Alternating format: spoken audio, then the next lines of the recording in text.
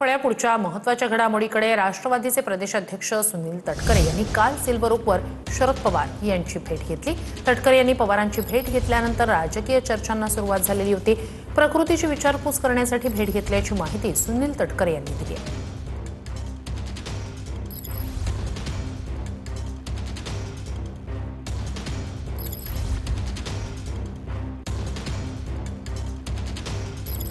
साहेब काल उपलब्ध आहेत, आज उपलब्ध आहेत असं ज्या वेळेला निरोप आला त्यावेळेला काल त्याला भेटायला गेलो।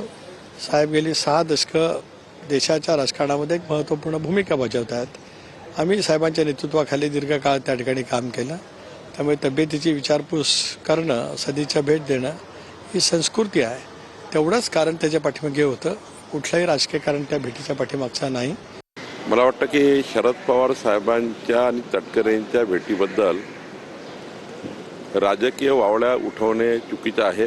कारण तटकरेजी यांनी त्यांच्या परिवाराने आयुष्यभर शरद पवार साहेबांसोबत त्यांच्या राजकीय, सामाजिक आणि सर्वच पारिवारिक विषयावर त्यांचा संबंध राहिलेला आहे। त्यामुळं कधी आपल्या भावनेतनं, कधी आपल्या एखाद्या वेळी चर्चा करावीशी वाटतं की आपले जे स्नेही असतात, मी साहेबाकडे जाऊन आलो, याचा अर्थ काही राजकीय विषय नसतात। मला वाटतं त्याच्यात काही राजकीय संदर्भ घेण्याची गरज नाही।